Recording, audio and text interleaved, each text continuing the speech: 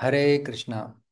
सभी भक्तों का स्वागत करना चाहेंगे हमारे साप्ताहिक भगवत गीता के 10वें अध्याय के चर्चा सत्र में। प्रारंभ करते हैं प्रार्थना से। प्रपन्न पारिजाताय तोत्र वेत्रैकपाणये ज्ञानमुद्राय कृष्णाय गीतामृतदुहे नमः। ओम अज्ञानतिमिरान्धस्य ज्ञानाञ्जनशलाकया चक्षुरुन्मिलितं येन तस्मै श्रीगुरवे नमः।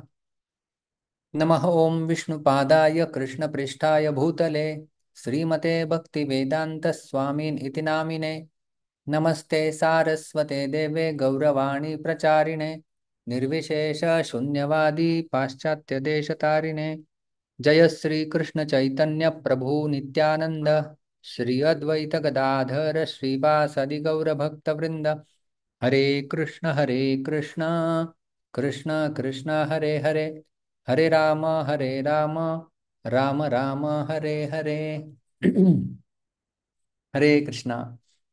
तो पिछले सत्र में हमने गीता के 10वें अध्याय से चतुश्लोकी जो गीता, जिसे गीता के 10वें अध्याय में 8 9 10 11 पहले 7 श्लोकों में भगवान ने बताया कि किस प्रकार से वो सभी का स्रोत है, भौतिक और आध्यात्मिक इनका। और 8 9 10 11 ये 4 श्लोक चतुर्श्लोक की गीता के नाम से जाने जाते हैं। तो हमने 8वां श्लोक पिछले सत्र में देखा था, और 9वां 8वां जो है पिछले के पिछले सत्र में देखा था। पिछले सत्र में 9वां श्लोक देखा था। तो 9वें श्लोक में हमने देखा था, मच्चित्ता मद्गत प्राणा बोधयन्तः परस्परम कथयन्तश्च माम नित्यम तुष्यन्ति च रमन्ति च। मच्चित्ताः, जिनका चित्त सदैव मुझ में लगा है।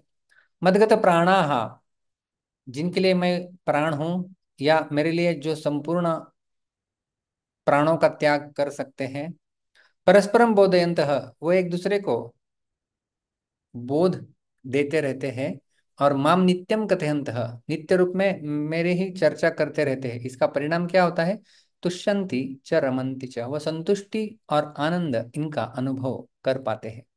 तो हमने देखा था विस्तार से, मच्चित्ताः, कि मुझ में ही चित्त को स्थिर करने वाले होते हैं।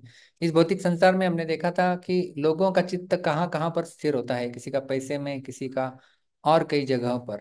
लेकिन भगवान के भक्त, इनका चित्त भगवान पर स्थिर होता है।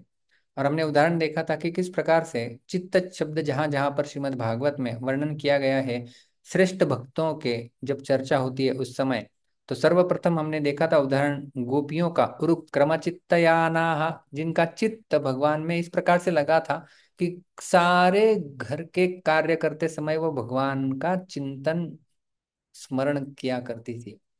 और ये सारे गतिविधियां हमने देखा था कि गायों का दोहन करते समय, वहन ने जब राइस चावल को चुनना होता है उस समय, मथन दही मंथन करते समय, उपलेप दीवारों को गाय का गोबर लेप करते समय, प्रेंकेंख झूला झूलते समय, अर्बरुदितो रोते हुए बच्चों को शांत करते समय, उक्षण मार्जनादो झाड़ू लगाते समय, और जल छिड़कते समय, गायंती चैनम अनुरक्त धियो श्रुकंठ्यो, अश्रुपूर्ण कंठ से वो भगवान का नाम का गायन करती थी।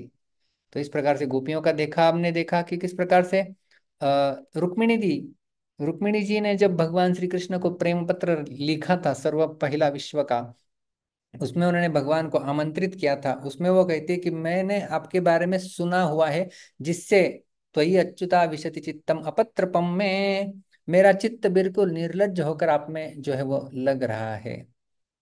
तो ये हमने देखा था।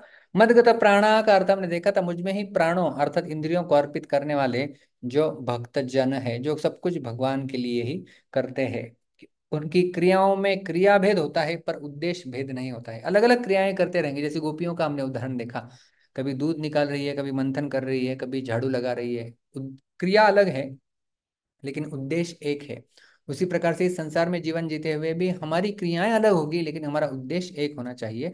उनकी मात्र क्रियाएं एक भगवान के उद्देश्य से होती है, इसलिए उन्हें भगवत प्राण जो है वो कहा जाता है, या मदगत प्राण। और हमने देखा था कि उनके लिए सर्वस्व भगवान बन जाते हैं। उनके भगवान नहीं है तो उनके प्राण मानो शरीर से निकल जाएंगे। और ये गोपियों का, गोपी गीत का प्रसिद्ध श्लोक, त्वयि धृता सवस्त्वां विचिन्वते, कि आप हमारे जीवन हो इस प्रकार से। और ये पुनः रुक्मिणी का ही एक उदाहरण है, जिसमें वो पत्र में लिखती है कि जय्या मसून व्रत कृशान शत जन्म भी स्यात्, मैं एक बार अपना जन्म त्याग करने के लिए तैयार हूं यदि आपकी कृपा नहीं मिलती है। और इस प्रकार से एक नहीं, दो नहीं, तीन नहीं, 100 जन्म भी मैं जीवन स्वीकारूंगी और त्याग करूंगी। और कैसे? ऐसे ही नहीं त्याग करूंगी, इस प्रकार से व्रत कृशान, मैं व्रत करूंगी आपको पाने के लिए, और मैं शरीर मेरा कृश हो जाएगा उस व्रत से, और मैं ऐसे देह त्याग करूंगी। क्यों? क्योंकि मुझे आपकी कृपा चाहिए। भवत प्रसादम न लभेय, यदि नहीं मिलता है आपका प्रसाद, आपकी कृपा, तो मैं ये त्याग करने के लिए तैयार हूं। तो अपना शरीर भी धारण नहीं करके रखना चाहता भगवान का भक्त, और अपने समस्त इंद्रियों से भगवान की वो सेवा में रत रहता है। ये भी हमने देखा था मदगत प्राणा, जैसे अम्बरीश महाराज अपनी समस्त इंद्रियों को उन्होंने भगवान की सेवा में नियुक्त किया था। और पिछले बार दिव्य कृष्ण ने बड़ा सुंदर श्लोक मुकुंद माला स्तोत्र का भी हमें सुनाया था, जिव्वे कीर्तय केशवम मुररिपुम। वो पूरा अपनी किस प्रकार से इंद्रियों को भगवान की सेवा में नियुक्त करना है, वो भी मदगत प्राणा हमने देखा था। तो मच्चित्ता का अर्थ है इंटरनल एब्जॉर्प्शन, चित्त में स्मरण, मन में स्मरण। और मदगत प्राणा है कि एक्सटर्नल डेडिकेशन, अपनी इंद्रियों से भगवान की सेवा में रत हो जाना। परस्परम बोधयंत, ऐसे जो भक्त होते हैं, जैसे दो भक्त जब एक साथ मिलते हैं तो परस्पर वो मेरा बोध कराते हुए एक दूसरे को अपना बोध कराते हैं। दो भगवत भक्त जब आपस में मिलते हैं तो भगवत संबंधी बातें चल पड़ती है, उनके मन में जो भाव प्रकट होते हैं वो दूसरों को सुनाने के लिए लालायित रहते हैं। इस प्रकार से उनका आदान प्रदान होता है और नवनवीन भाव जो है वो प्रकट होते हैं। और जिस प्रकार से स्त्रिया विटानाम इव साधु वार्ता, कि जिस प्रकार से जब दो स्त्रीलंपट व्यक्ति एकत्रित आते हैं तो वो स्त्री की चर्चा करते हैं, या दो स्त्रियां जब एकत्रित आती है इस प्रकार से जो वो पुरुष की चर्चा करती है, इसी प्रकार से जो जब दो भगवान के भक्त एकत्रित आते हैं तो वो भगवान के बारे में चर्चा करते हैं। प्रतिक्षणम नव्यवद अच्युतस्य यत्, वो प्रतिक्षण वो नवायमान होती है उनकी चर्चा। और हमने देखा था कि इस प्रकार की चर्चा करने के लिए आपको हजारों लोग चाहिए, ऐसी आवश्यकता नहीं है। दो तीन भक्त भी एक साथ मिल गए, वो भी भगवान की चर्चा कर सकते हैं। और इसके कई सारे उदाहरण हमने देखे थे। मैत्रेय मुनि और विदुर जी ये केवल एक एक व्यक्ति थे। व्यासदेव नारद ऐसे थे। नारद प्रचेतास वो थे। षड गोस्वामी एक दूसरे के साथ मिलते थे। हमने देखा था चैतन्य चरितामृत से कि जब चैतन्य महाप्रभु जगन्नाथपुरी से जगन्नाथपुरी की ओर निकल पड़े थे, जब संन्यास लेने के पश्चात शांतिपुर से, रास्ते में जब उन्हें उन्होंने रेमुणा यह गांव देखा, तो चैतन्य महाप्रभु ने माधवेंद्रपुरी की कथा सुनाई। और चैतन्य महाप्रभु के साथ केवल चार भक्त थे, नित्यानंद, जगदानंद, दामोदर, मुकुंद। तो केवल चार भक्त सुनने के लिए एक भक्त कथा कर रहे हैं। और जब से वो आगे गांव में गए तो साक्षी गोपाल की कथा नित्यानंद प्रभु ने बाकी चार भक्तों को सुनाई। तो इस प्रकार से ये प्रेम भरा उनका परस्परम बोधयंत होता है। और माम नित्यम कथयंत च, वो सदैव मेरे ही विषय में कथन करते हुए। तो भगवान के प्रेमी भक्तों को कोई सुनने वाला मिल जाता है तो उसको भगवान की कथा, गुण, प्रभाव, रहस्य इत्यादि सुनाते हैं। और कोई सुनाने वाला मिल जाता है तो स्वयं सुनने लग जाते हैं। तो हमने देखा था कि जो कोई व्यक्ति सुनाता है तो उसमें सुनाते समय वक्ता बनने का अभिन्न अभिमान नहीं होता। और जब वो सुनता है तो श्रोता बनने में उसे लज्जा का अनुभव नहीं होता है, शर्म नहीं होती है कि मैं तो इतना बड़ा वक्ता हूं, मैं क्यों सुनूं। जी नहीं, उनको कोई सुनाने वाला मिल जाता है तो सुनने बैठ जाते हैं। श्रोता बनने में भी लज्जा नहीं है और वक्ता बनने में अभिमान नहीं है। इस प्रकार से कथन जो है वो चलता रहता है। और किस प्रकार से हमने उदाहरण देखा था कि स्वयं जब लवकुश रामायण सुना रहे थे तो स्वयं भगवान श्री राम भी अपनी कथा को जो है वो सुन रहे थे। और इसका परिणाम क्या होता है?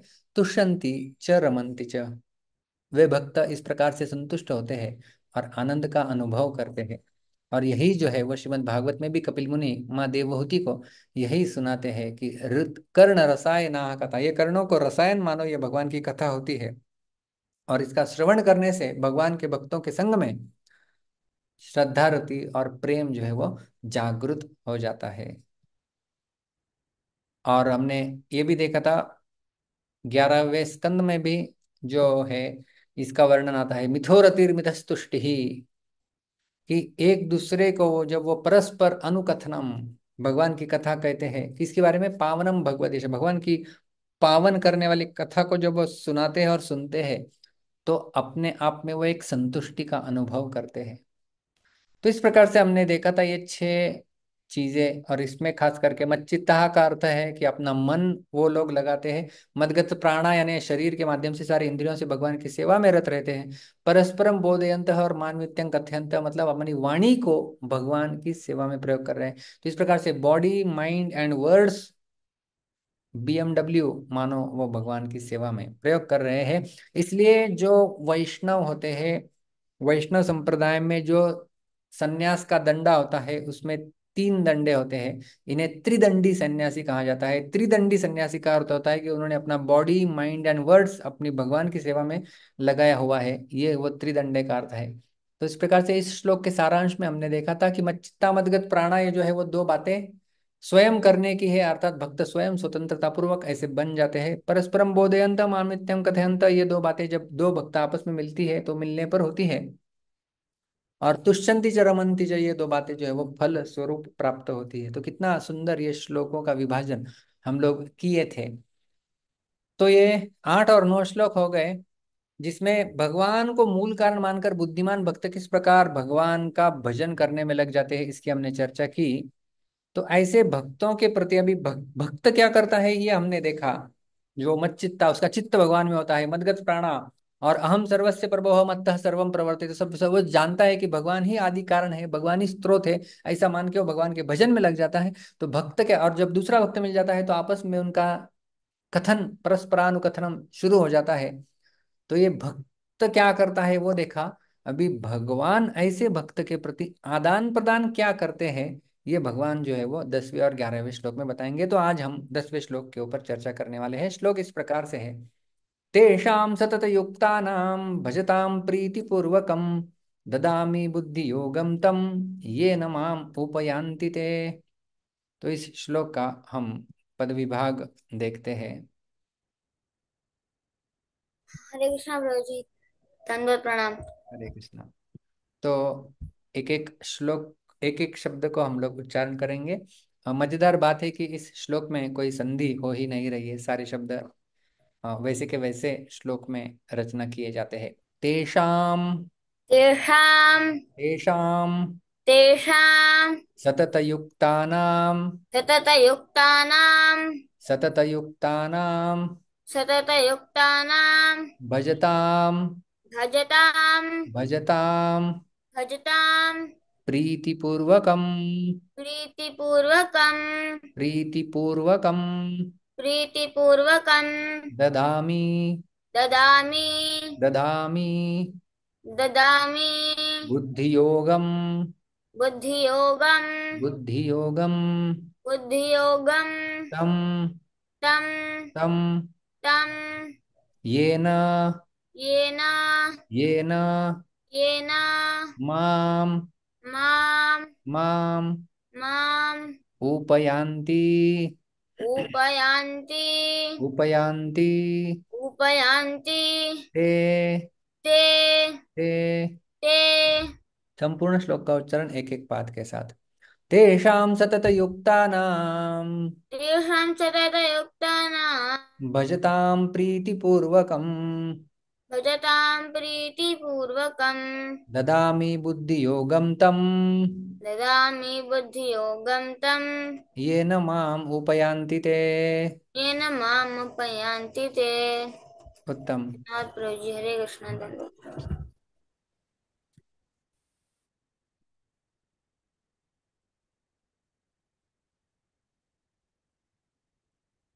पंकज प्रभु। हरे कृष्णा प्रभु जी। दंडवत प्रणाम। हरे कृष्णा। मेरे पीछे बोलेंगे गौरांगी। तेषां हरि बोल। सततयुक्तानां तेषां सततयुक्तानां भजतां प्रीतिपूर्वकं भजतां प्रीतिपूर्वकं ददामि बुद्धियोगं तं ददामि बुद्धियोगं तं येन मामुपयान्ति ते। येन माम् उपयान्ति ते। धन्यवाद। उत्तम। हरे कृष्णा। संतोष कृष्ण प्रभु। हरे कृष्ण प्रभु। हरे कृष्णा। मैं बोलूं? हाँ बोलिए। तेषां सततयुक्तानां भजतां प्रतिपूर्वकं ददामि बुद्धियोगं तं येन मामुपयान्ति ते। हरे कृष्ण। हरे कृष्णा, उत्तम। तिवारी जी, मैंने आपको अनम्यूट किया है। हरे कृष्णा प्रभु जी, दंडवत प्रणाम। हरे कृष्णा। तेषां तेषां सतत सततयुक्तानां तेषां सततयुक्तानां भजतां प्रीतिपूर्वकं भजतां प्रीतिपूर्वकं ददामि बुद्धियोगं तं ददामि बुद्धियोगं तं येन माम् उपयान्ति ते। येन मामुपयान्ति ते। उत्तम, धन्यवाद। हरे कृष्णा प्रभु जी। दहीवाल प्रभु। हाँ, हरे कृष्ण जी, दंडवत प्रणाम। हरे कृष्णा। हाँ, आपके तेषां नीचे सततयुक्तानां तेषां सततयुक्तानां भजतां प्रीतिपूर्वकं भजतां प्रीतिपूर्वकं ददामि बुद्धियोगं तं ददामि बुद्धियोगं तं येन माम् उपयान्ति ते। येन मामुपयान्ति ते। हरे कृष्ण जी। हरे कृष्णा, उत्तम। मीना माता जी। हरे कृष्ण प्रभु जी, पंचांग प्रणाम। तेषां सततयुक्तानां भजतां प्रीतिपूर्वकं ददामि बुद्धियोगं तं येन मामुपया यहाँ पे मामुपयान्ति देखिए, ते। नीचे नीचे देख लीजिए, माम उपयान्ति, ये न माम उपयान्ति ते। मामुपयान्ति ते। उत्तम। ददामि बुद्धियोगं तं येन मामुपयान्ति ते। हरे कृष्ण उत्तम, प्रभु जी। हरे कृष्ण। आखिरी लेते हैं, नागविणी माता जी। हरे कृष्णा, दंडवत प्रणाम प्रभु। हरे कृष्ण। तेषां सततयुक्तानां भजतां प्रीतिपूर्वकं ददामि बुद्धियोगं तं येन मामुपयन्ति ते। उत्तम। थैंक यू प्रभु। ये न माम उपयान्ति। देखते हैं इस श्लोक का अन्वय क्या है। तेषाम सतत युक्तानाम, तेषाम यानी वो भक्त। कौन से भक्त? जो पिछले श्लोक में हमने देखे कि जो मच्चित्ता मदगत प्राणा बोधयन्तः परस्परम कथयन्तश्च माम नित्यम तुष्यन्ति चरम, वो वे भक्त। उन वे भक्त, वो भक्त क्या करते हैं? तेषाम सतत युक्ता नाम, उन भक्तों के लिए जो सदैव सतत युक्त, मेरे साथ युक्त है, मुझ में जुड़े हुए हैं। और क्या कर रहे हैं वो? प्रीति पूर्वकम भजताम, वो प्रेम पूर्वक भजन में लगे हुए हैं। तम बुद्धियोगम ददामी, मैं उस बुद्धियोग को उन्हें प्रदान प्रदान करता हूँ। ये न, जिसके द्वारा ते माम उपयांति, जिसके द्वारा वह मुझे प्राप्त हो सकेंगे। तो भगवान का आदान प्रदान क्या होता है? ऐसे भक्तों के साथ भगवान ऐसी बुद्धि प्रदान करते हैं जिसके माध्यम से वे भगवान तक पहुंच जाएंगे। श्रील प्रभुपाद जी अनुवाद करते हैं श्लोक का, जो प्रेम पूर्वक मेरी सेवा करने में निरंतर लगे रहते हैं, उन्हें मैं ज्ञान प्रदान करता हूं जिसके द्वारा वे मुझ तक आ सकते हैं। बड़ा सुंदर ये भी श्लोक है। तेषाम सतत युक्तानाम, उन नित्य निरंतर मुझ में लगे हुए, सतत समझते हैं, सतत, सतत यानी सतत। इसको सतत धार कहते हैं। जैसे कोई मध आपने लिया होगा, मध, मध की बोतल लीजिए और मध, शहद, शहद की बोतल लीजिए और उसको थोड़ा सा टिल्ट कीजिए, जो शहद की धारा निकलती रहती है उसको सतत धार कहा जाता है, संतत धार, जिसमें कोई खंड नहीं है, ब्रेक नहीं है। तो इस प्रकार से नित्य निरंतर, तेषाम यानी उन, युक्ता नाम, युक्त मतलब जो भगवान से जुड़े हुए हैं, मुझ में लगे हुए हैं, जो नित्य निरंतर मुझ में लगे हुए हैं। और ये सतत युक्त शब्द गीता में कई बार जो है वो इस प्रकार से आता है। 9वें अध्याय के 14वें श्लोक में हमने देखा था उन महान भक्तों का वर्णन, सततम कीर्तयन्तो माम, वे सतत रूप से मेरा कीर्तन करते हैं। या 12वें अध्याय के पहले श्लोक में अर्जुन का प्रश्न यह भी था, एवं सतत युक्ता ये, सतत सतत इस प्रकार से सतत लगे हुए। तो नित्य, सदा, ये सारे शब्द जो है वो हमें गीता में अलग अलग जगहों पर या नित्यम भागवत सेवा या श्रीमद् भागवत में भी मिलते हैं कि सतत और नित्य जो है वो भगवान की भक्ति में लगे रहना चाहिए, जुड़े रहना चाहिए। भगवान का नाम नाम के माध्यम से हम युक्त हो सकते हैं, और नाम लेने में तो कोई समय है ही नहीं। जिस प्रकार से इसी 9वें अध्याय के 14वें श्लोक के तात्पर्य में विश्वनाथ चक्रवर्ती ठाकुर बताते हैं, न देश नियमस्तत्र न काल नियमस्तथा नोच्चिष्टादौ निषेधोस्ति श्री हरेर नाम्नि लुब्धक। हरेर नाम्नि लुब्धक, जो भगवान का नाम लेने के लिए बड़ा उत्सुक है। न देश नियमस्तत्र, ऐसे उत्सुक भक्त के लिए देश का कोई नियम नहीं है, वो कौन से देश में स्थित है, घर के अंदर है, घर के बाहर है, भारत में है, अमेरिका में, रशिया, दुबई, कहाँ पर भी है। न काल नियमस्तथा, कौन सा काल का भी नियम नहीं है, सुबह है, दोपहर है, शाम है, रात्रि है। न काल नियमस्तथा नोचिष्ठादो निषेधोस्ति, कुछ निषेध नहीं है। आप स्वच्छ है नहीं है, आपने नहाया है नहाया नहीं है, कोई इम्प्यूरिटी के नियम नहीं है। किस व्यक्ति के लिए? श्री हरेर नाम निलुब्धक, जो भगवान के नाम लेने के लिए बड़ा उत्सुक है, उसे जो है वो कोई नियम नहीं होते हैं। तो ये है सतत। तो आपके मन में प्रश्न आया होगा, हमसे तो सतत नहीं हो सकता, हम लोग कभी सो जाते हैं, 6 घंटा 7 घंटा सो गए, कभी पढ़ाई कर लिया, कोई जॉब के लिए जाता है, कभी काम कर रहे हैं, तो हमारे लिए सतत नहीं हो क्या? हमारा भजन सतत नहीं हुआ? तो विश्वनाथ चक्रवर्ती ठाकुर बताते हैं, हम जैसे साधकों के लिए सतत का अर्थ होता है, या नित्य का अर्थ होता है हर रोज, हर रोज करना। रोज मैं भगवान की माला करता हूँ, इतनी माला करता हूँ, 1 माला, 2 माला, 4 माला, 8 माला, 10 माला, 16 माला, जितना भी मैं माला करता हूँ उसे मैं रोज करूँ। इस रोज को भी हम लोग सतत कह सकते हैं। तो हम यदि रोज कर रहे हैं कुछ चीज, तो वो सतत ही मानी जाएगी।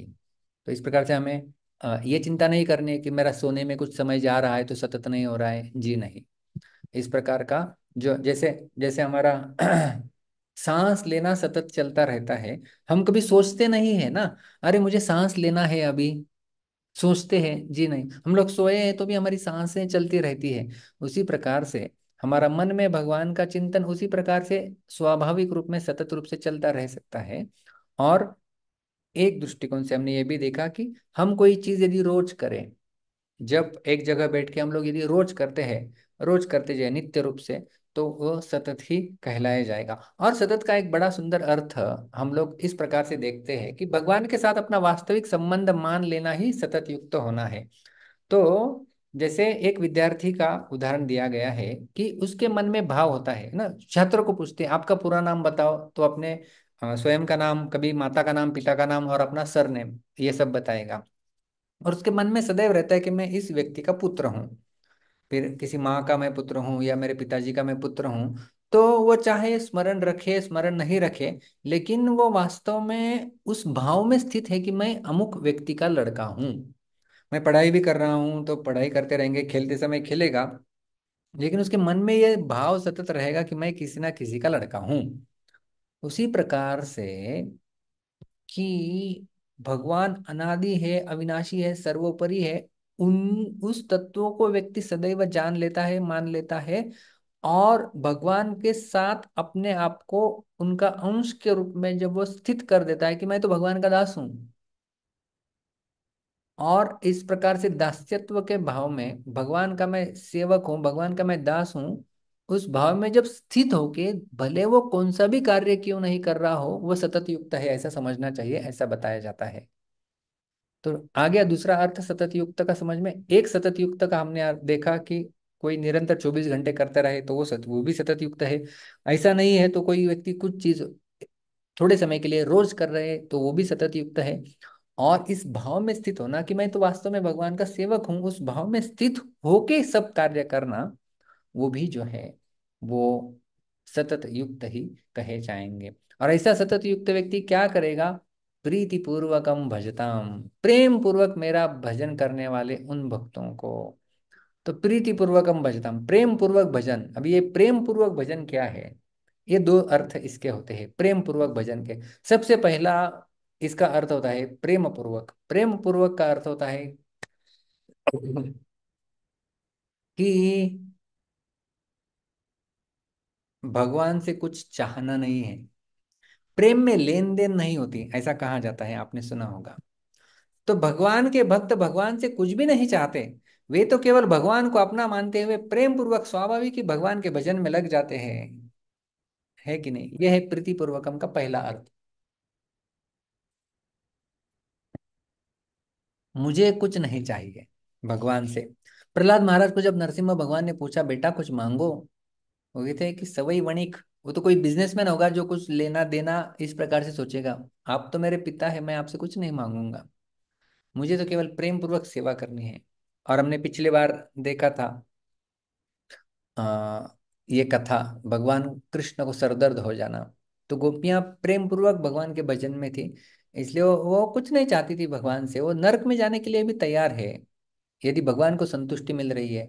तो अपने प्रेमी को संतुष्ट करना यह एकमात्र उद्देश्य है, उससे कुछ चाहना नहीं है, लेन देन का व्यवहार नहीं है, उसे कहते हैं प्रीति पूर्वकम भजताम, प्रेम पूर्वक भजन। और इसके कई सारे उदाहरण, सैकड़ों उदाहरण हमें श्रीमद् भागवत में मिलेंगे, जो भगवान को बोलते हैं कि भगवान आपसे मुझे कुछ नहीं चाहिए। लेकिन एक सबसे बड़ा उदाहरण आपके सामने प्रस्तुत करेंगे, जो कि भागवत का प्राण माना जाता है, जो कि वृत्रासुर ये प्रार्थना करते हैं भगवान को छठे स्कंद में। न नाकपृष्ठम न च पारमेष्ठ्यम न सार्वभौमम न रसाधिपत्यम न योग सिद्धिर अपुनर्भवम वा समंजसत्व विरहाय कांक्षे। हम जब भगवान के सामने जाते हैं तो लिस्ट लेके जाते हैं, मुझे ये चाहिए, ये चाहिए, ये चाहिए, ये चाहिए। उसी प्रकार से यहाँ पर वृत्रासुर भगवान के सामने जा रहे हैं, बोलते मुझे ये नहीं चाहिए, ये नहीं चाहिए, ये नहीं चाहिए, ये नहीं चाहिए। क्या नहीं चाहिए उसकी लिस्ट लेके जा रहे हैं। न नाक पृष्ठम, मुझे स्वर्ग लोक नहीं चाहिए। न च पारमेष्ठ्यम, मुझे ब्रह्मलोक भी नहीं चाहिए। न सार्वभौमम, संपूर्ण तीनों लोगों का अधिपति देवता मुझे बनना नहीं है। न रसाधिपत्यम, पाताल लोक का यदि राजा बनाएंगे वो भी नहीं चाहिए। न योग सिद्धि, अष्टांग योग के द्वारा जो सिद्धियां मिलती है, अनिमा लघिमा महिमा, वो भी नहीं चाहिए। न पुनर्भवम वा, मुझे मुक्ति भी नहीं चाहिए, ये जन्म मृत्यु के चक्कर से मुक्त होना है क्या, वो भी नहीं चाहिए। भाई क्या क्या, ये सब क्यों नहीं रिजेक्ट कर रहे हो?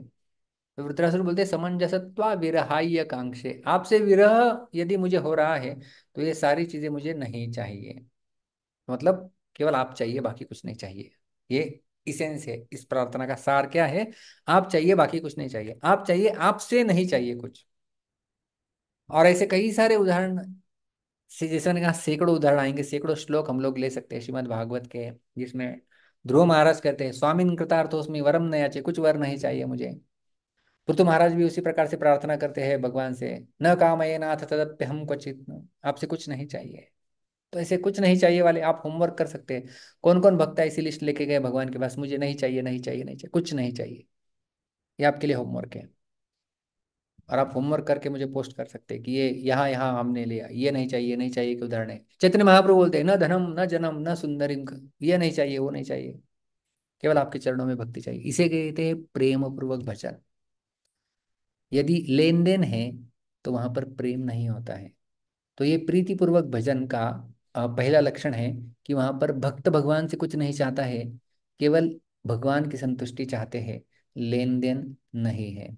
और दूसरा लक्षण है, भगवान के साथ प्रीति तो है ही, लेकिन भक्तों के बीच में भी परस्पर प्रीति होती है। प्रीति पूर्वक हम भजताम का दूसरा अर्थ है कि जो भगवान का एक भक्त है, भगवान के दो भक्त, भगवान के तीन, भगवान के कई सारे भक्त, सबके बीच में परस्पर प्रीति होती है। जैसे 9वें अध्याय में हमने देखा था ना, 9वें श्लोक में, बोधयंत परस्परम, तो ये परस्पर प्रीति होती है। और जब परस्पर प्रीति होती है तो भगवान प्रसन्न हो जाते हैं। उदाहरण पुनः श्रीमद् भागवत में, जब प्रचेताओं ने एक साथ मिलकर तपस्या की और भगवान जब संतुष्ट होके उनके सामने खड़े हो गए, तो भगवान क्या बोलते हैं उन्हें? चतुर्थ स्कंद में श्रीमद् भागवत के ये श्लोक आता है, वरम वृणीद्वम भद्रम वो यूयम मे नृपनंदनाः सौहार्देना पृथक धर्मा तुष्टो हम सौहृदेन वह। वरम वृणीद्वम भद्रम वो यूयम में नृपनंदना, राजा प्राचीन बरही के पुत्र थे, हे राजाओं के पुत्र, वरम वृणीद्वम, आप मुझसे वर मांगो। क्यों वर मांगो?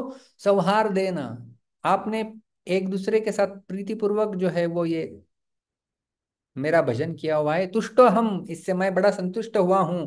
किससे? सौहृदेन हुआ, आपके अंदर, आपके एक दूसरे के साथ जो प्रीतिपूर्वक संबंध है उससे मैं तुष्ट हुआ हूँ, आप मुझसे वर मांगिए। तो भगवान को प्रसन्न करना है तो ये सौहार्द इसे कहा जाता है, या परस्पर प्रीति। तो अन्य भक्तों में एक साथ जब परस्पर प्रीति हो जाती है तो भगवान संतुष्ट हो जाते हैं, और उसे प्रीति पूर्वकम भजताम जो है वो कहा जाता है। तो ये हो गया प्रीति पूर्वक भजन। और प्रीति भक्तों में किस प्रकार से होती है, ये रूप गोस्वामी पाद उपदेशामृत के चौथे श्लोक में बताते हैं। ददाति प्रतिगृह्णाति गुह्यमाख्याति पृच्छति भुंक्ते भोजयते चैव षड्विधम प्रीति लक्षणम। तो इसको हम लोग यहाँ पर हाईलाइट कर सकते हैं, इस शब्द को, प्रीति वाला जो शब्द यहाँ पर,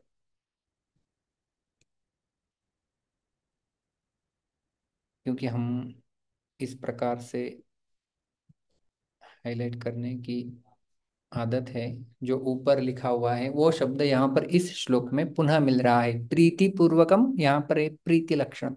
तो प्रीति पूर्वकम भजन करते हैं, यानी उनके अंदर एक प्रीति के लक्षण होते हैं। क्या लक्षण होते हैं? ददाति प्रतिगृह्णाति, एक भक्त दूसरे भक्तों को कुछ देता है, दूसरा भक्त कुछ स्वीकार करता है। गुह्यम आख्याति पृच्छते, अपनी मन की बात बताते हैं और सुनते हैं। भुंक्ते भोजयते चैव, प्रसाद का आदान प्रदान होता है, आप ये लीजिए, हमें ये दीजिए, इस प्रकार से। ये 6 प्रकार होते हैं। श्रील प्रभुपाद जी लिखते हैं तो साधारण संसार में भी प्रीति के लक्षण माने जाते हैं, तो भक्तों के संसार में क्यों नहीं।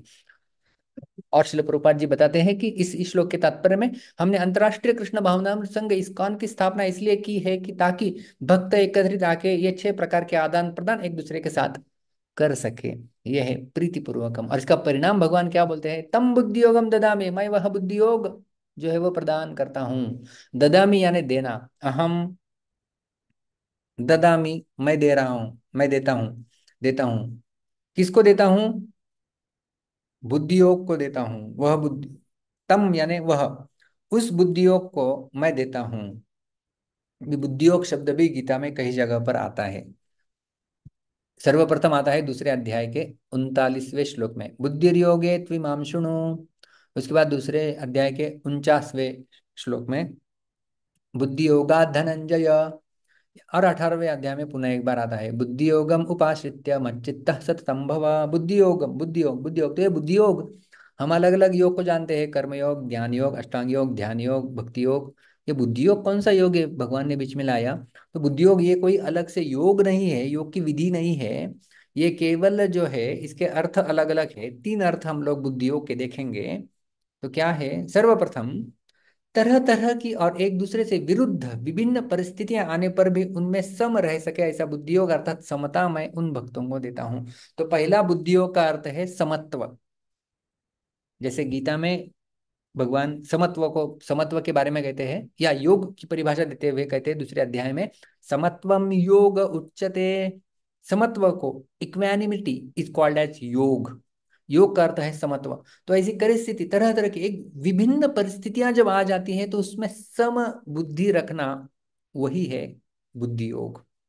जैसे राजा परीक्षित का उदाहरण आता है। राजा परीक्षित को जब श्रीमद् भागवत में पहले स्कंद में वर्णन आता है, शाप दिया गया था कि आप 7 दिन के पश्चात मर जाएंगे और कोई तक्षक आके आपको डस लेगा, तो उस समय राजा परीक्षित के विचार क्या था? तस्यैव मेघस्य परावरेशो व्यासक्त चित्तस्य गृहेष्व भीक्ष्णम निर्वेद मूलो द्विजशापरूपो यत्र प्रसक्तो भयमाशु धत्ते। मैं अघस्य, मेरे जैसे पापी व्यक्ति के लिए, पर अवर ईश, जो संपूर्ण भौतिक और आध्यात्मिक संसार के ईश्वर है, मैं, उन्होंने देखा कि मैं बड़ा आसक्त हूँ, गृहेश्व भीक्षणम व्यासक्त चित्त से, मेरा चित्त बड़ा आसक्त है गृहस्थी में, इसलिए निर्वेद मूलो, मुझे उस आसक्ति से दूर करने के लिए द्विजशाप रूपो, भगवान मानो इस शाप के रूप में यहाँ पर आए हुए हैं, ऐसी उनकी चेतना थी। तो देखिए इसे कहते हैं समत्व। ये बुद्धि योग जो है वो भगवान भगवान प्रदत्त है, भगवान देते हैं इसे। जब हम प्रीतिपूर्वक भजन करते हैं तो इस प्रकार की सहनशीलता या इस प्रकार की समत्व धारण करने वाली बुद्धि भगवान हमें प्रदान करते हैं, ये भगवान की देन है। तो ये हो गया पहला अर्थ। दूसरा अर्थ क्या है, कभी कभी एक ही साथ एक से अधिक महत्वपूर्ण कारणों को देखना पड़ता है, कार्यों को देखना पड़ता है, ये भी करना है वो भी करना है। इसलिए माता यशोदा अपने पुत्र को छोड़कर यदि दूध बचाने चली गई तो कुछ अनुचित नहीं किया। प्रेम के स्तर पर भक्त का कर्तव्य है कि पहले वह एक काम करे और तब दूसरा। जिस उचित विवेक से ऐसा किया जाना चाहिए उसे भगवान श्री कृष्ण प्रदान करते हैं। तो ये एक्चुअली माँ यशोदा के वृत्तांत में श्रीमद् भागवत के दशम स्कंद के 9वें अध्याय में तात्पर्य में शिल प्रभुपाद जी ने 10.10 श्लोक को कोट किया है।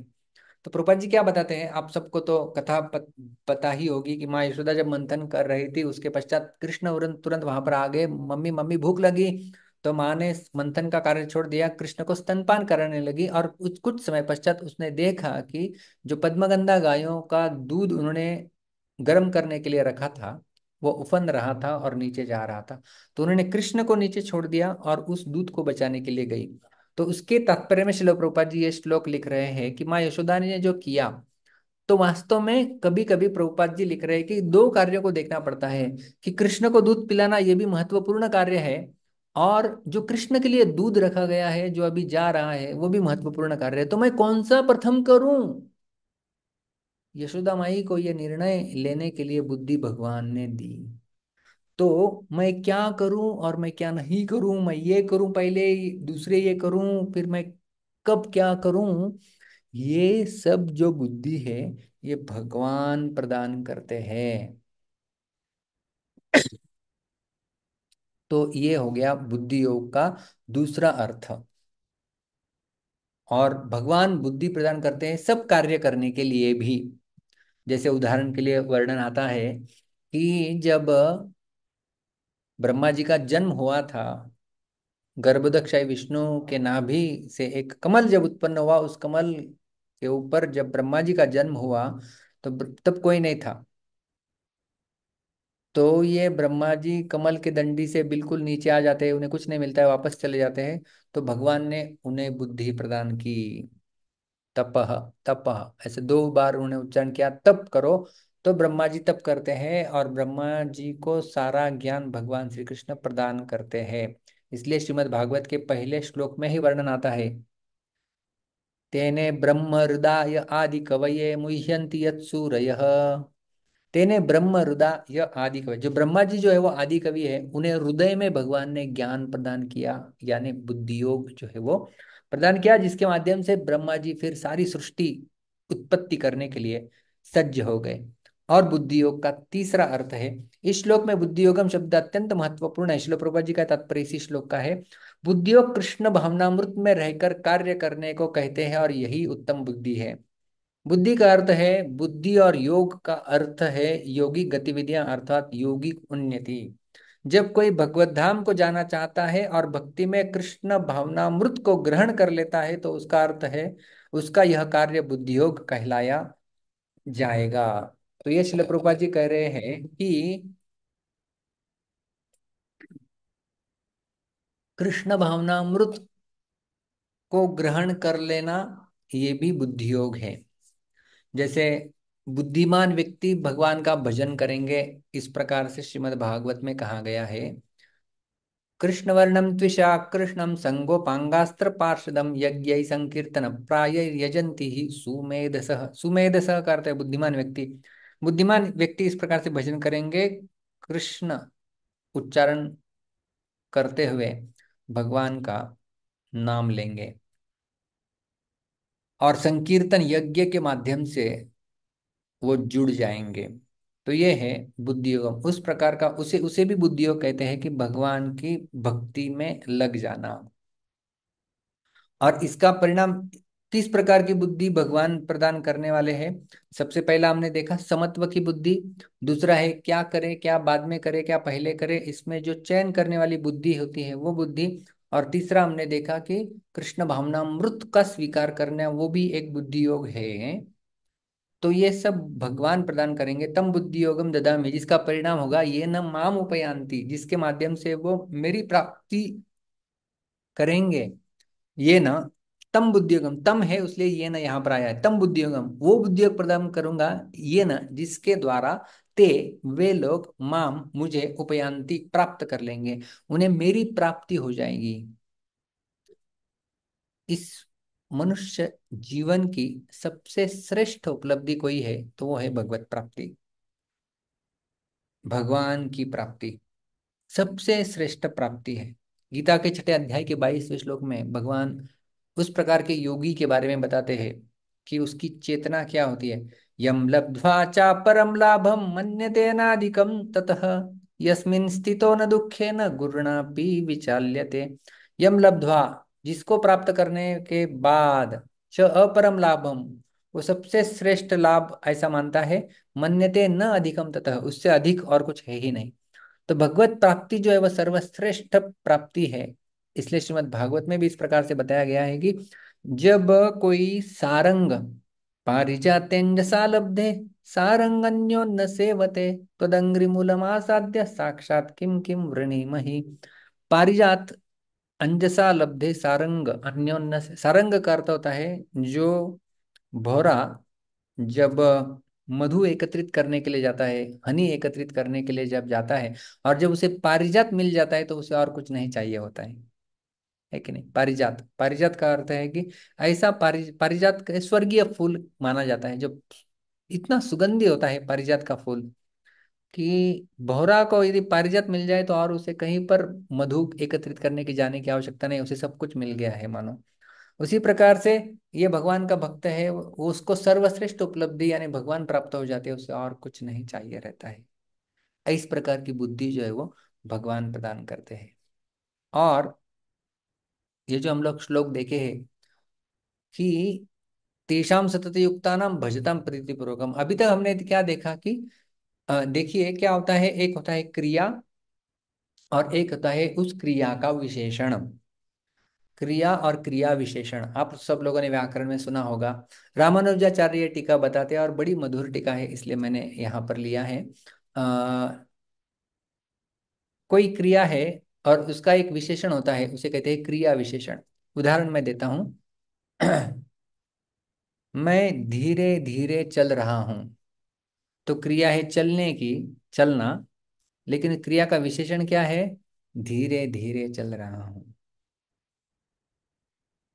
तो उसी प्रकार से यहाँ पर भजताम, भजन करने की क्रिया है, लेकिन किस प्रकार का भजन, विशेषण क्या लगाया है, प्रीतिपूर्वकम। भजताम प्रीतिपूर्वकम, प्रीतिपूर्वक वे मेरा भजन करते हैं। तो रामानुजाचार्य बोलते हैं कि क्रिया तो यहाँ पर दूसरी भी हो रही है, ददामी, भगवान भी दे रहे हैं ना। तो वो कहते हैं कि तेषाम सतत युक्ता नाम भजताम, जो सतत युक्त है और मेरा भजन करने में लगे हुए हैं, प्रीतिपूर्वकम ददामी।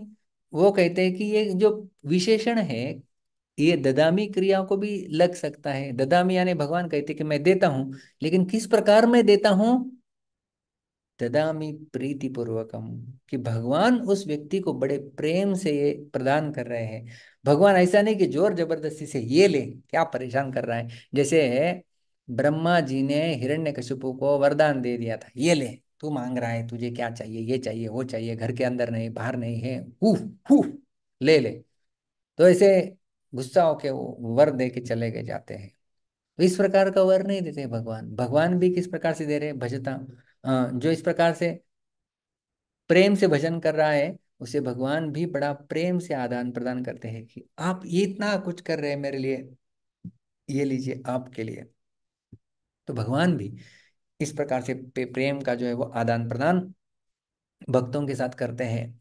और इसका सर्वश्रेष्ठ उदाहरण हम लोग देख सकते हैं कि किस प्रकार भगवान ऐसी बुद्धि प्रदान करते हैं।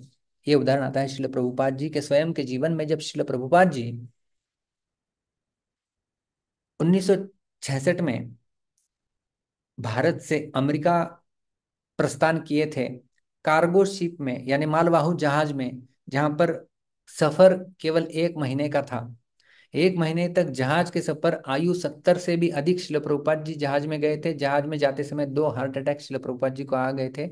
डॉक्टर ने आगे कहा था तीसरा आ जाता था तो जीवन समाप्त हो जाता था, लेकिन भगवान को कुछ और उनसे कराना था, इसलिए जीवित रहे। वहां पर पहुंच जाते हैं, कुछ पता नहीं है कहाँ जाना है। वहां पर गए, 2-3 महीने के लिए रुके, लेकिन कुछ परिणाम नहीं मिल रहा था। गुरु की आज्ञा थी, सिरोधार रखकर गए थे कि प्रचार करना है अंग्रेजी भाषा में, लेकिन कोई वहां पर सुनने के लिए तैयार नहीं था। सुनने के लिए तैयार, ये तो बात अलग है। वहां पर इस प्रकार से नियम बनाया था वहां की पीढ़ी ने कि 30 के ऊपर की आयु के व्यक्ति की कुछ बात सुनने की नहीं। और प्रभुपाद जी तो 30 से डबल से भी अधिक थे, 70 साल की आयु में गए थे। कौन सुनेगा उनका, कोई सुन नहीं रहा था। श्रील प्रभुपाद जी के पास रिटर्न टिकट बुक था वापस आने का, लेकिन श्रील प्रभुपाद जी ने इस प्रकार से एक बार रोते रोते भगवान से प्रार्थना किया कि भगवान आप मुझे कुछ सूचना दीजिए, मैं क्या निर्णय लूं, मुझे समझ में नहीं आ रहा है, मुझे यहाँ पर सफलता नहीं मिल रही है, और मैं यहाँ से छोड़ के जाऊंगा, मेरे पास रिटर्न टिकट भी है, लेकिन मैं गुरु की वाणी को कैसे पूर्ण कर पाऊंगा। चैतन्य महाप्रभु की जो वाणी थी कि पृथ्वी ते आछेयत नगरादि ग्राम सर्वत्र प्रचार होय बे मोर नाम, उस वाणी को मैं कैसे पूरा कर सकता हूँ। ये कैसे होने वाला है, क्या मुझसे होने वाला है कि नहीं, आप मुझे कुछ तो संकेत दीजिए, कुछ बुद्धि प्रदान कीजिए। प्रभुपाद जी प्रार्थना करते हैं, और टॉम्किंसन स्क्वायर पार्क में वहां पर श्रील प्रभुपाद जी एक वृक्ष के नीचे करताल लेके बैठ जाते हैं, और वो प्रसिद्ध धुन में अपना कीर्तन प्रारंभ कर देते हैं। हरे कृष्णा कृष्ण कृष्ण हरे हरे, हरे राम राम राम हरे हरे। ब्रह्मानंद प्रभु वहां पर उपस्थित थे उस समय कीर्तन के समय, और वो पहले व्यक्ति थे जिन्होंने नाचना प्रारंभ कर दिया। प्रभुपाद जी की आंखें बंद है, प्रभुपाद जी ने आंखें ही खोली नहीं, प्रभुपाद जी केवल करताल लेके कीर्तन कर रहे थे, और कुछ हिप्पी वहां पे आके बैठ गए। कोई ढोलक लेके आया, कोई दूसरा म्यूजिकल इंस्ट्रूमेंट लेके आया, किसने डांस चालू कर दिया। ब्रह्मानंद प्रभु बोले कि मैं पहला था वहां पर नृत्य करने वाला। और ब्रह्मानंद प्रभु बाद में बताते हैं कि वो कीर्तन लगातार 3 घंटे तक चला था, प्रभुपाद जी ने आंखें नहीं खोली थी। और लगभग 20-30 हिप्पी इस प्रकार से एकत्रित हो गए थे, कीर्तन कर रहे थे, डांस कर रहे थे, गा रहे थे। तो प्रभुपाद जी ने जब आंखें खोली तो प्रभुपाद जी ने देखा कि ये सारे लोग यहाँ पर आए हुए हैं। अभी तक कोई मिला नहीं था प्रभुपाद जी को। प्रभुपाद जी को भगवान ने उस प्रकार से मानो सूचित कर दिया, बुद्धि प्रदान की कि यही लोग हैं तुम्हारी मिशन को आगे बढ़ाने वाले। प्रभुपाद जी ने निर्णय लिया कि मैं रिटर्न नहीं जाऊंगा। उनका पुनः जो है वो एक्सटेंशन कर लेते हैं, वो स्टे, और वहीं पर रहते हैं। और उसका परिणाम आज हम लोग देख सकते हैं कि लगभग 1100 बड़े विश्व भर में मंदिर बने, और करोड़ों ग्रंथों का वितरण हुआ, फार्म कम्युनिटीज बने, गुरुकुल बने, गोविंदा रेस्टोरेंट बने, और लाखों लोगों को जो है वो भोजन प्रसाद के रूप में वितरित किया जाता है। तो ये सब भगवान ने उन्हें प्रदान किया। प्रीति पूर्वकम ददामी, भगवान प्रदान करते हैं। प्रभुपाद जी 40 रुपए लेके गए थे, आज 4000 करोड़ के ऊपर इस्कॉन की प्रॉपर्टी हो गई है। तो भगवान इतना प्रदान करते हैं प्रीतिपूर्वकम। तो ये प्रीतिपूर्वकम शब्द दोनों जगह पर आएगा। भजताम प्रीतिपूर्वकम, भक्त भजन करता है प्रेम से, और भगवान भी देते हैं ददामी प्रीतिपूर्वकम, कहीं पर भी लगाए ये विरोधाभास नहीं होगा। तो ऐसे जो है वो श्लोक, और ऐसे भगवान अपने भक्तों के प्रति आदान प्रदान करते हैं। तो इस प्रकार से हम लोग देख रहे हैं कि पहले 2 श्लोकों में, चतुर्श्लोकी के 8वें और 9वें श्लोक में भक्त क्या करता है भगवान के लिए, वो हमने देखा। और 10वें श्लोक में भगवान क्या करते हैं इस प्रकार के भक्तों के लिए। तेषाम सतत युक्तानाम भजताम प्रीति पूर्वकम ददामि बुद्धि योगम तम ये नमामुपयान्ति ते। कि तेषाम सतत युक्तानाम, इस प्रकार से जो सतत युक्त है। सतत युक्त गीता में कई जगह पर आता है, हमने उसकी चर्चा की। और हमने ये भी देखा कि हम जैसे साधकों के लिए विश्वनाथ चक्रवर्ती पाद ये बताते हैं कि सतत का अर्थ होता है, नित्य का अर्थ होता है हर रोज। तो कोई कार्य आप हर रोज कर रहे हैं तो वो सतत है। और जैसे भगवान का नाम इत्यादि लेने के लिए कोई देश काल स्थिति इसका नियम नहीं होता है, उसे भी सतत कहा जाता है। कहीं पर भी लिया जा सकता है, कहीं पर भी हम लोग युक्त हो सकते हैं। प्रीतिपूर्वकम भजताम, ऐसे भक्त भगवान का प्रीतिपूर्वक भजन करते हैं। प्रीतिपूर्वक भजन के हमने 2 अर्थ देखे थे। एक है कि भगवान से केवल प्रेम के माध्यम से आदान प्रदान करना, कुछ लेन देन नहीं रखना, कुछ नहीं चाहिए। मैंने आपको होमवर्क भी दिया है, याद रखिए। आपको क्या करना है कि कहाँ कहाँ पर आपको ये मिलता है कि मुझे ये नहीं चाहिए, भगवान से बोल रहे हैं कि मैंने उदाहरण के रूप में देखा, प्रहलाद महाराज कहते हैं कि मुझे कुछ नहीं चाहिए। ध्रुव कहते हैं स्वामी कृतार्थोस्मि वरम ने याचे। मैंने भागवत का प्राण वृत्रासुर जो 4 श्लोक में बड़ी प्रार्थनाएं करते हैं उसमें से न नाक पृष्ठम न पार न च पारमेष्ठम श्लोक दिया। चैतन्य महाप्रभु बोलते न धनम न जनम न सुंदरी, में से 4-5 उदाहरण तो मैंने आपको दे दिए। तो प्रीतिपूर्वक भजताम का पहला अर्थ है कि हम लोग केवल प्रेम से भजन करेंगे, हमें कुछ नहीं चाहिए आपसे। और प्रीतिपूर्वकम भजताम का दूसरा अर्थ है कि भगवान के साथ तो प्रीति है, लेकिन भगवान के भक्तों के साथ भी प्रीति का संबंध है। मैं केवल भगवान से प्रेम करता हूँ, मैं इस व्यक्ति का नफरत करता हूँ, द्वेष करता हूँ, नहीं चलेगा। भगवान बोलते हैं कि कुछ फायदा नहीं उसका। भगवान से प्रेम करना है तो भगवान के भक्तों से प्रेम करना सीखना होगा। और इस प्रकार से प्रीति लक्षण हमने देखा कि प्रचेताओं का उदाहरण हमने देखा। वरम वृणीद्वम भद्रम वो यूयम में नृपनंदनाहा। भगवान कहे कि सौहार्देन पृथक धर्मा तुष्टो हम, कि मैं तुष्ट हो गया हूं आपका सौहार्द देख के, आपका परस्पर प्रीति देख के, आप वर मांगिए। तो प्रीति पूर्वक हम करता है कि एक दूसरे में भी प्रीति होती है भगवान के भक्तों की। और भगवान कहते हैं कि तम, इसका परिणाम क्या होगा, तम बुद्धि योगम ददामी, मैं वह बुद्धि योग प्रदान करूंगा। अभी बुद्धि योग ये कोई अलग प्रकार का योग नहीं है, कर्म योग, ध्यान योग, अष्टांग योग की तरह, लेकिन इसके तीन अर्थ हमने देखे। सर्वप्रथम अर्थ हमने देखा बुद्धि योग का अर्थ होता है समत्व, समता वाली बुद्धि, जिसे कहते हैं समत्व बुद्धि, कि कोई भी परिस्थिति, कठिनाई भी क्यों ना आ जाए जीवन में, परस्पर विरोधी परिस्थितियों को भी सम रूप से देखना, सम दुख सुख, उसे कहते हैं समत्व बुद्धि। जो कि राजा परीक्षित में थे, उन्होंने शाप को भी द्विज शाप रूप, भगवान शाप के रूप में आए हैं मानो, इस प्रकार से उन्होंने देखा। वो वाली बुद्धि, समत्व वाली बुद्धि, ये पहला अर्थ है। दूसरा बुद्धियोग का अर्थ है कि प्रभुपाद जी बताते हैं, जैसे यशोदा माई का उदाहरण हमने देखा था, कि अभी मैं दूध लेने के लिए जाऊं या कृष्ण को दूध पिलाऊं, क्या करूं। तो ऐसे क्या करूं क्या नहीं करूं, इसमें जब समस्या आती है तो वो समस्या को सुलझाने के लिए भगवान जो बुद्धि प्रदान करते हैं वो है बुद्धि योग। और तीसरा बुद्धियोग का अर्थ हमने देखा था, जो कि श्रील प्रभुपाद जी तात्पर्य में बताते हैं कि कृष्ण भावनामृत को ग्रहण कर लेना यही सबसे बड़ी बुद्धि है। तो भगवान की भक्ति में लग जाना वो भी बुद्धि योग है। और इसका परिणाम क्या होता है, ये न ते माम उपयांति, ऐसी बुद्धि योग में प्रदान करता हूँ जिसके माध्यम से वे मुझ तक आ जाते हैं या मुझे प्राप्त कर लेते हैं। भगवान को प्राप्त कर लेना इस संसार की सबसे बड़ी उपलब्धि है। और हम उस भगवान के द्वारा दिए हुए बुद्धियों के माध्यम से हम भगवान तक जा सकते हैं। और भगवान ऐसी बुद्धि अपने प्रेमी भक्तों को प्रदान करते हैं, क्योंकि भजताम प्रीति पूर्वकम, ये भक्तों का भजन भी प्रेम पूर्वक है। और रामानुजाचार्य जैसे, रामानुजाचार्य का हमने व्याकरण का यह अलग मुद्दा देखा कि वो कहे कि क्रिया और क्रिया विशेषण होता है, तो ददामी भी एक क्रिया है, ये विशेषण वहां पर भी लग सकता है। प्रीति पूर्वकम ददामी, भगवान कहते हैं कि मैं प्रेम से उन भक्तों को देता हूँ।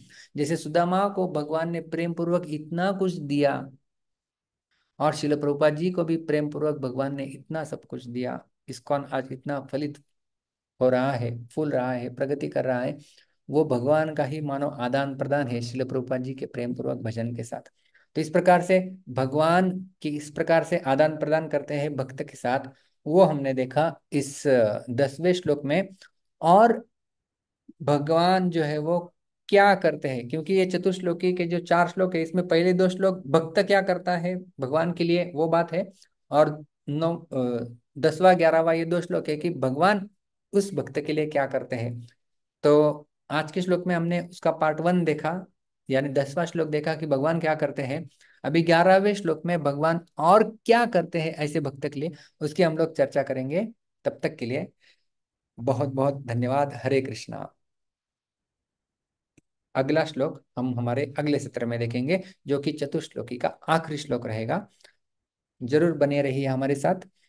ग्रंथराज श्रीमद् भगवद गीता की जय, श्रील प्रभुपाद की जय।